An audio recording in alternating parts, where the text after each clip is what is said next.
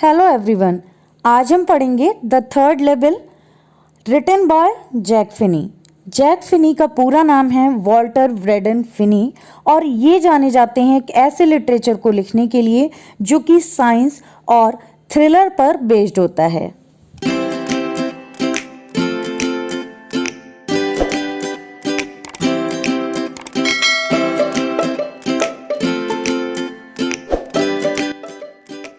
Charlie हमारी कहानी का मुख्य किरदार है जो कि 31 इयर्स का है।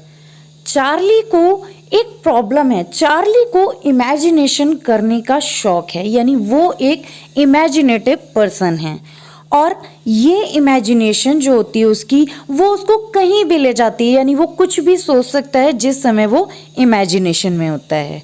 और इस स्टोरी में हम ये भी पढ़ेंगे कि इस इमेजिनेशन को वो क्यों क्रिएट करता है।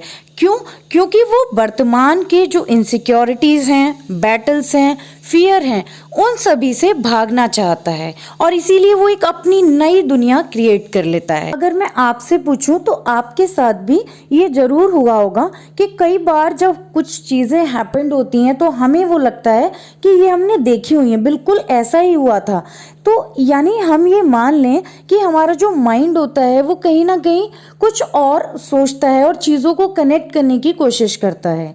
ऐसे ही अगर हम किसी ऐसी बात से परेशान हों जो कि हम किसी के साथ शेयर नहीं कर सकते हों तो हम उससे एस्केप चाहते हैं। लाइकवाइज कि हम अपनी उस समय लोगों के एस्केप का तरीका अलग अलग हो सकता है। जैसे कोई अपने फैमिली से बात करता है, कोई अपने फ्रेंड से बात करता है, कोई उस चीज़ को छुपा करके परेशान रहता है लेकिन किसी को कुछ नहीं बताता है। तो ये कुछ तरीके होते हैं जिससे लोग अपना एस्केप करते हैं।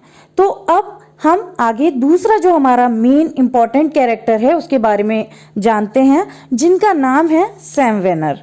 सैम वेनर एक साइकेट्रिस्ट हैं और चार्ली के फ्रेंड हैं। एक और इम्पॉर्टेंट कैरेक्टर यहाँ पर बताया गया है जिनका नाम है लुइसा, और लुइसा चार्ली की वाइफ हैं। हमारी जो स्टोरी है वो 1950 से 1894 के बीच ट्रैवल करती है। अगर हम वर्तमान की बात करें तो चार्ली जो हमारा मुख्य किरदार है वो है वर्तमान समय में, यानी 1950 में, और वो पहुंच जाता है 1894 में।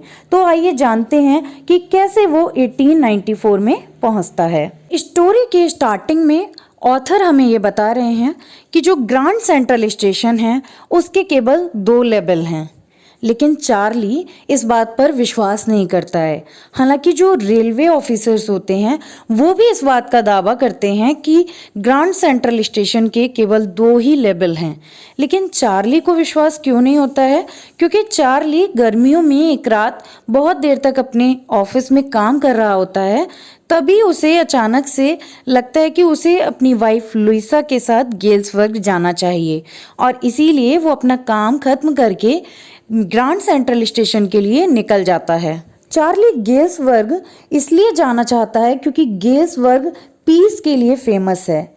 लोग अपनी गर्मियों की सुबह को बिताने के लिए वहां पर जाते हैं और बड़े बड़े विशाल लॉन और बहुत ही सुंदर सुंदर जो ट्रीज होते हैं उनके लिए गेल्सबर्ग फेमस है। ग्रांड सेंट्रल स्टेशन की अगर हम बात करें तो ग्रांड सेंट्रल स्टेशन बहुत ही बड़ा है और उसमें कई सारे कॉरिडोर्स हैं। उसमें इतने सारे कॉरिडोर्स और डोर्स बने हुए हैं कि अगर कोई भी व्यक्ति उसमें पहली बार जाए तो वो वहाँ पर भटक सकता है।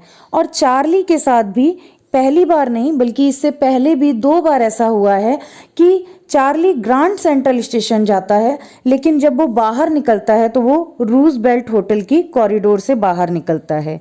तो अब हम आज की बात करते हैं जब चार्ली ग्रांड सेंट्रल स्टेशन पर पहुंच चुका है। ग्रांड सेंट्रल स्टेशन के 2nd लेवल पर पहुंचने के बाद वो ये बताता है कि अंदर एक सुरंग की तरह उसको एक जगह दिखाई देती है जहां पर वो अंदर चला जाता है और अंदर चले जाने के बाद वो ये क्लेम करता है कि मैंने ग्रांड सेंट्रल स्टेशन का 3rd लेवल देखा है। तो सबसे पहली बात यहाँ पर ये आती है कि उसने कैसे आइडेंटिफाई किया कि ये 1st या 2nd लेवल नहीं है, ये 3rd लेवल है ग्रांड सेंट्रल स्टेशन का। और एक और इम्पॉर्टेंट चीज़ यहाँ पर नोटिस करने वाली है कि जब वो 3rd लेवल में पहुँचता है तो वो जो है 1894 का समय होता है। अब ये बात हमको कैसे पता लगी? क्योंकि जब वो वहाँ पर पहुँचता है तो एक फेमस न्यूज़पेपर द वर्ल्ड को वो पढ़ता है, जिसमें डेट लिखी हुई है जून 11, 1894। इससे क्लियर हो जाता है हमें स्टोरी में भी कि चार्ली इस समय 1894 में है।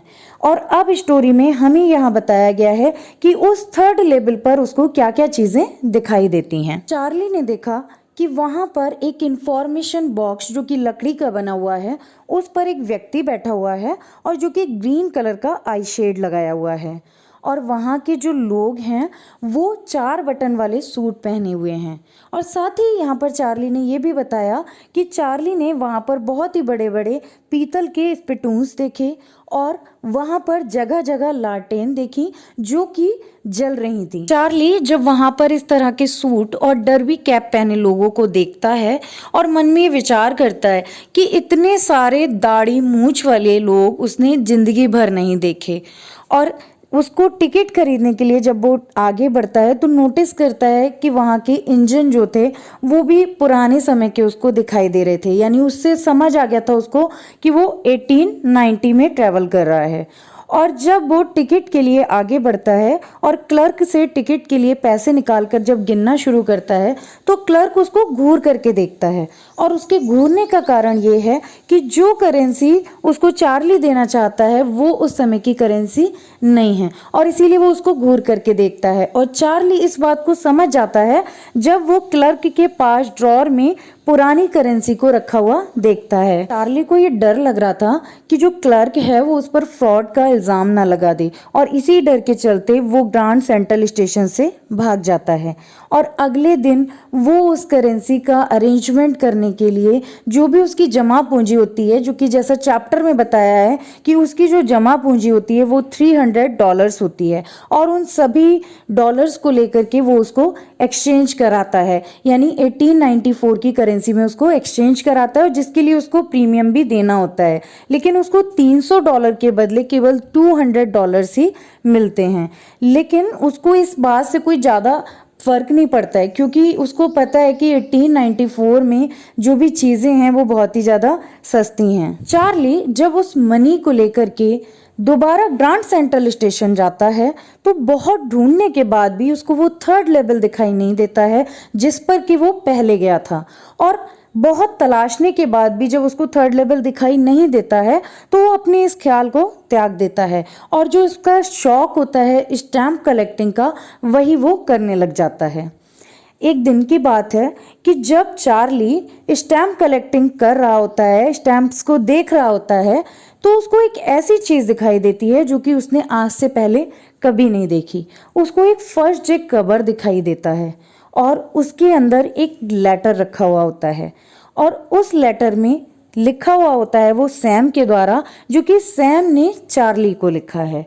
और उस लेटर में सैम ने क्या लिखा है? सैम ने उसमें लिखा है कि मैं जो है ग्रांड सेंट्रल स्टेशन गया था और मैंने उसका थर्ड लेवल ढूंढ लिया, तुमको भी वहाँ पर जाकर के थर्ड लेवल को ढूंढना चाहिए। और मैंने थर्ड लेवल को ढूंढ करके वहाँ से गेल्सबर्ग का टिकट लेकर के वहाँ की यात्रा की है, और गेल्सबर्ग एक बहुत ही शांतिपूर्ण और खुशहाल जगह है, तुमको भी यहाँ पर लुइसा के साथ आना चाहिए। इस तरीके का लेटर उसको दिखाई देता है। लेकिन सैम वेनर गायब हो चुके हैं, और साथ ही साथ इस लेटर से हमें ये भी पता लगता है कि चार्ली उसमें पढ़ता है कि सैम वेनर के पास $800 की पुरानी मुद्रा होती है, जिससे कि वो आराम से वहाँ के टिकट्स खरीद सकता है। ये जो $800 हैं, ये सैम वेनर अगर चाहे तो वो अपना पुराना व्यवसाय इससे शुरू कर सकता है। लेकिन चार्ली ये जानता है कि अब ऐसा नहीं हो सकता, क्योंकि उसका फ्रेंड सैम अब एक मनोचिकित्सक है जिसको वो जानता है। इस चैप्टर में हमें यह भी बताया गया है कि जब चार्ली को ग्रांड सेंट्रल स्टेशन पर थर्ड लेवल बहुत ढूंढने के बाद भी नहीं मिलता है, तो वो नेक्स्ट डे लंच पर सैम वेनर से ये बातें बताता है। वो उसको बताता है कि आज मैंने ग्रांड सेंट्रल स्टेशन का थर्ड लेवल देखा और मैं पूरा विश्वास करता हूँ कि वहाँ पर थर्ड लेवल है। तो उसकी सारी बातों को सुनकर सैम वेनर उससे ये कहते हैं कि तुम किसी चिंता या किसी डर से ग्रसित हो, तुमको कुछ डर लग रहा है जिससे तुम भागना चाहते हो, और इसीलिए तुम पुराने पुराने समय में पहुंच जाते हो। लेकिन चार्ली इस बात से डिनाई करता है और साथ ही साथ जब स्टैम्प कलेक्टिंग की बात आती है तब भी वो चार्ली को बोलता है कि ये जो तुम स्टैम्प कलेक्टिंग करते हो ये तुम्हारे ग्रैंडफादर का भी शौक था, और ये भी कहीं ना कहीं ये बताता है कि तुम पुराने समय जो कि शांतिपूर्ण था उसमें जाना चाहते हो, और ये शौक सिर्फ इसीलिए बना रखा है तुमने कि तुम इन सब चीज से एस्केप चाहते हो।